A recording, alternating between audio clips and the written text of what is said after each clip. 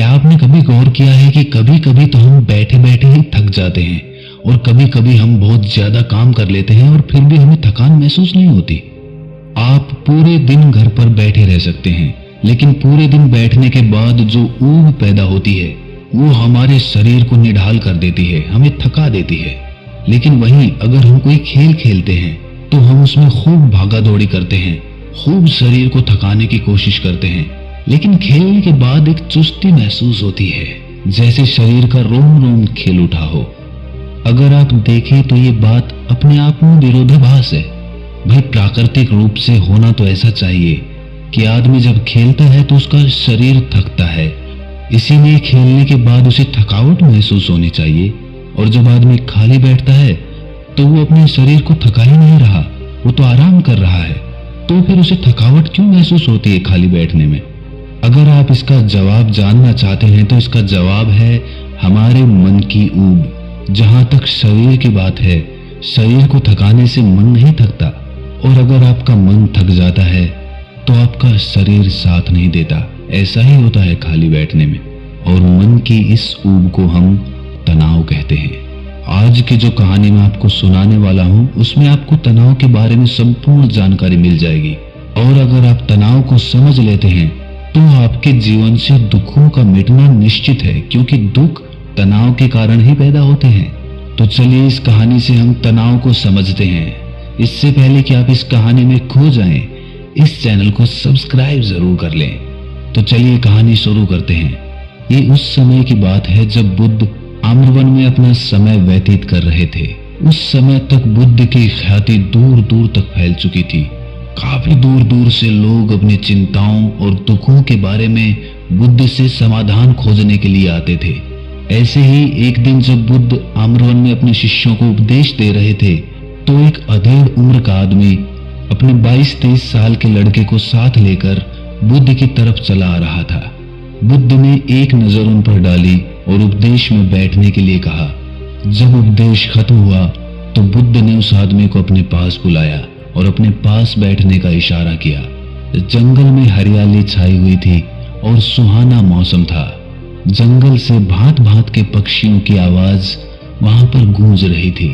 इसके बाद बुद्ध ने उस आदमी से आने का कारण पूछा। इस पर वो आदमी कहता है कि हे तथागत, मैं 2 दिन की यात्रा करके अपने बेटे को आपसे मिलवाने के लिए लाया हूँ। ये मेरा इकलौता पुत्र है। ये हमेशा थका थका रहता है। ऐसा लगता है कि इसके शरीर में कोई जान ही नहीं है, कोई प्राण ही नहीं है। अगर हम इससे कुछ कहते हैं तो ये हमारी छोटी छोटी बातों पर गुस्सा करता है। इसकी देखने की क्षमता भी उम्र से पहले ही कमजोर हो गई है और इसके बाल भी पकने लगे हैं। मुझे तो कुछ समझ नहीं आता कि ये सब हो क्या रहा है। भला इतनी कम उम्र में ये इतनी बड़ी उम्र का लगता है। हे बुद्ध, मैं अपने बेटे को लेकर बहुत चिंतित हूँ। जब मैं अपने बेटे को चिकित्सकों के पास लेकर गया तो उन्होंने कुछ औषधियां देकर कहा कि अपने बेटे को तनाव कम लेने दिया करो। वो अपने दिमाग में तनाव लेता है और इसी वजह से उसकी ऐसी हालत हो रखी है। लेकिन उनके लाख बताने पर भी मुझे तनाव का मतलब समझ में नहीं आया। मुझे पता ही नहीं कि तनाव होता क्या है और उसे कैसे उसके दिमाग से निकाला जाए। उसके लिए पहले तो मुझे ये समझना होगा कि तनाव होता क्या है, और इसीलिए बुद्ध मैं आपके पास आया हूँ। कृपया करके मेरी इस समस्या का समाधान कर दीजिए।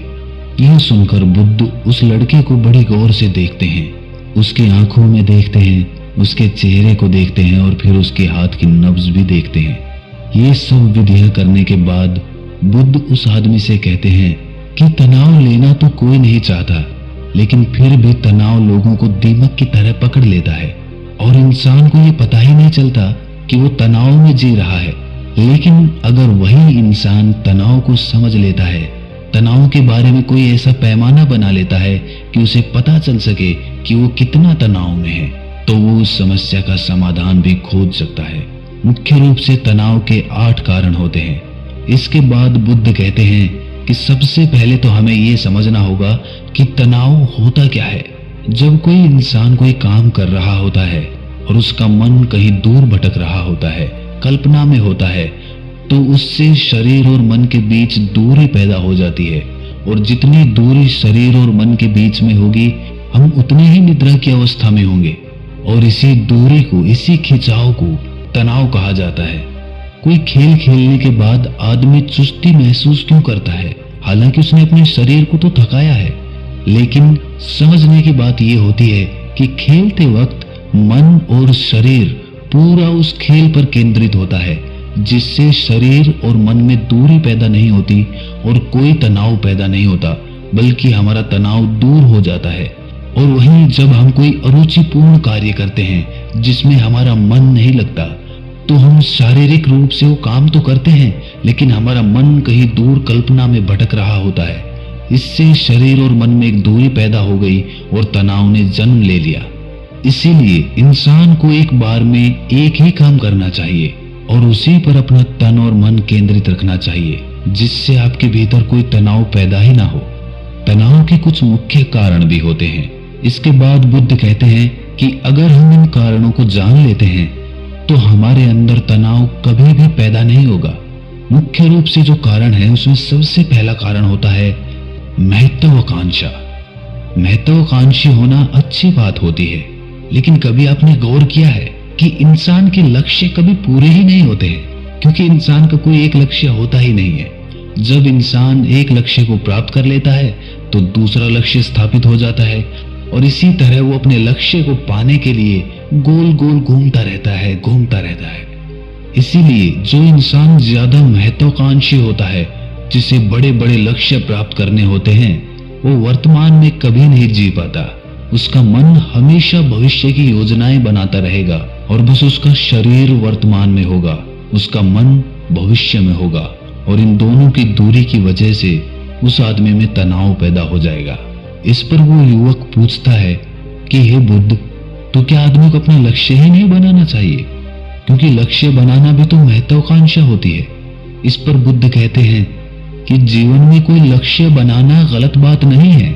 समस्या पैदा तब होती है जब हम पूरे का पूरा ध्यान उस लक्ष्य पर ही लगा देते हैं। आदमी को वर्तमान में जीना आना चाहिए। आप लक्ष्य बनाइए, उनके प्रति निरंतर मेहनत करिए, लेकिन इसके साथ साथ आपके दिमाग में ये ख्याल भी होना चाहिए कि आप अभी वर्तमान में जी रहे हैं। इसके बाद बुद्ध ने तनाव का दूसरा मुख्य कारण बताया, जो कि था ईर्ष्या। बुद्ध ने कहा कि जब आदमी ईर्ष्यापूर्ण या द्वेषपूर्ण हो जाता है तो भी उसका मन सड़ने लगता है। ईर्ष्या आंतरिक घाव होता है। आंतरिक मतलब मन का घाव होता है। शरीर का घाव तो भर जाता है, लेकिन मन का घाव कभी नहीं भरता। इसीलिए इंसान को दूसरे की तरक्की से कभी ईर्ष्या नहीं करनी चाहिए। तनाव का तीसरा मुख्य कारण होता है किसी दूसरे से अपेक्षा। बुद्ध ने बताया कि एक बाप होने के नाते वो अपने बेटे से बहुत सारी अपेक्षाएं रखता है कि मेरा बेटा एक कामयाब इंसान बने और जिस तरह मैं चाहता हूं उस तरह का जीवन जिए। और जब आदमी किसी से अपेक्षा करने लगता है तो कहीं ना कहीं वो अनजाने में खुद के लिए तनाव पैदा कर रहा होता है। जरा सोचिए कि वही बेटा अगर अपने बाप के हिसाब से नहीं चलेगा, वो नहीं बन पाएगा जो उसका बाप चाहता है, तो फिर उसके पिता के मन को तनाव पकड़ लेगा। इसीलिए किसी से भी अपेक्षा नहीं करनी चाहिए, ना ही दूसरे से और ना ही खुद से। इसके बाद तनाव का अगला मुख्य कारण बताते हुए बुद्ध ने कहा कि अरुचिपूर्ण कार्य करने से भी मन में तनाव पैदा होता है। जिस काम में हमारा मन ही नहीं लगता, जिसमें हमारी रुचि ही नहीं है, तो उस काम में हम अपना मन नहीं लगा पाएंगे। हमारा मन कल्पनाओं की उड़ान भरेगा और हमारा शरीर वहीं बैठा रहेगा। इसीलिए दोनों में दूरी पैदा होने की वजह से ये भी तनाव का कारण बन जाता है। इसीलिए आदमी को सिर्फ रुचि के हिसाब से ही कार्य करने चाहिए।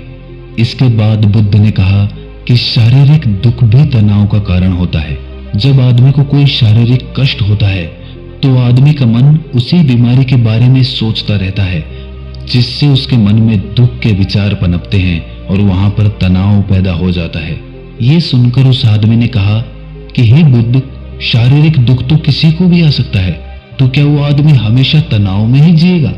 इसका जवाब देते हुए बुद्ध कहते हैं कि ये बात ख्याल करने की होती है कि हमारा जीवन दुखों का आगार है। जैसे जैसे हमारी उम्र बढ़ती है वैसे वैसे बीमारियां आती हैं, दुख आते हैं और एक दिन मौत भी आती ही है। तो बीमारियां जीवन का अभिन्न हिस्सा है। किसी में वो समय से पहले आती है तो किसी में बाद में आती है। और जब इंसान का मन इसके बारे में समझने लगेगा तो वो अपनी बीमारी के बारे में सोचकर ज्यादा तनाव नहीं लेगा, क्योंकि वो जीवन का एक अभिन्न हिस्सा है। और इसके लिए आदमी को शारीरिक रूप से भी अभ्यास करते रहना चाहिए ताकि उसका शरीर लंबे समय तक स्वस्थ बना रह सके। और ये भी जान लो, तनाव का एक मुख्य कारण होता है अपनी योजनाओं को समझने के लिए वक्त न देना।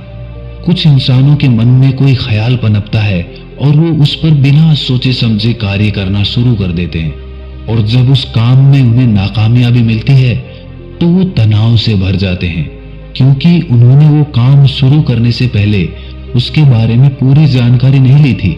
आदमी को कोई भी योजना बनाते वक्त उसके बुरे परिणाम के बारे में सबसे पहले सोचना चाहिए।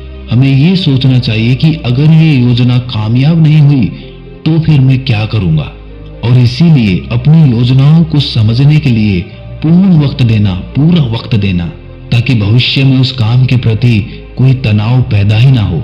और सबसे आखिरी कारण जो तनाव का होता है वो होता है ज्यादा सोचना। निरंतर सोचते रहना भी एक बीमारी होती है, और इसको दूर करने के लिए आदमी को नित्य प्राणायाम और ध्यान करना चाहिए। ये सुनकर उस आदमी ने हाथ जोड़ते हुए बुद्ध से पूछा कि हे बुद्ध, मेरा बेटा तो अभी मात्र 23 साल का है और उसमें इतनी समझ भी नहीं है कि वो इतनी सारी बातों का एक साथ अनुसरण कर सके। कृपया करके तनाव मुक्त रहने का कोई आसान सा मंत्र बता दें, जिससे आदमी उस मंत्र का अनुसरण भी कर सके और तनाव मुक्त भी रह सके। ये सुनने के बाद बुद्ध ने कुछ सोचते हुए जवाब दिया कि इसके लिए एक छोटी सी विधि है। अगर तुम इतनी बातों का पालन नहीं कर सकते तो तुम एक बार में एक काम को करने पर ही ध्यान लगाओ। जो भी तुम काम कर रहे हो बस एक काम एक बार में करो और उस काम को पूरा ध्यान लगाकर करो। अगर तुम्हारा ध्यान इधर उधर भटकता है तो जब याद आए तो वापस उसे उसी काम पर लगा दो। ये सबसे आसान और सबसे अच्छा तरीका है तनाव मुक्त रहने का। अगर तुम खाना खा रहे हो तो खाना खाने पे ही अपना ध्यान केंद्रित कर दो। अगर तुम चल रहे हो तो चलने पे ही अपना ध्यान केंद्रित कर दो। इससे तुम्हारा मन और तुम्हारा शरीर दोनों एक जगह पर रहेंगे और दोनों के बीच दूरी नहीं पैदा होगी, जो कि तनाव का मुख्य कारण होती है। दोस्तों, आज की युवा पीढ़ी एक बार में 2-2, 3-3, 4-4 काम एक साथ करती है। जैसे कि कोई आदमी खाना खाते वक्त टेलीविजन भी देखता रहता है, फोन पे बात भी करता रहता है और फिर बाद में कहता है कि मैं तो तनाव में रहता हूँ। जब 3-3 काम एक साथ करेगा आदमी तो तनाव पैदा होना तो लाजमी ही है, क्योंकि मन तो पूरा ध्यान लगाकर एक बार में एक ही काम कर सकता है। पूर्ण रूप से ध्यान दो चीजों पर कभी नहीं लग सकता। इसीलिए जहां तक संभव हो सके कोशिश कीजिए कि आप अपना ध्यान एक ही काम पर लगा पाएं। तो दोस्तों, कैसी लगी आपको ये कहानी कमेंट सेक्शन में जरूर बताना, और अच्छी लगी तो इस चैनल को सब्सक्राइब करना मत भूलना। तो मिलते हैं अगली कहानी में, तब तक के लिए अपना ख्याल रखें।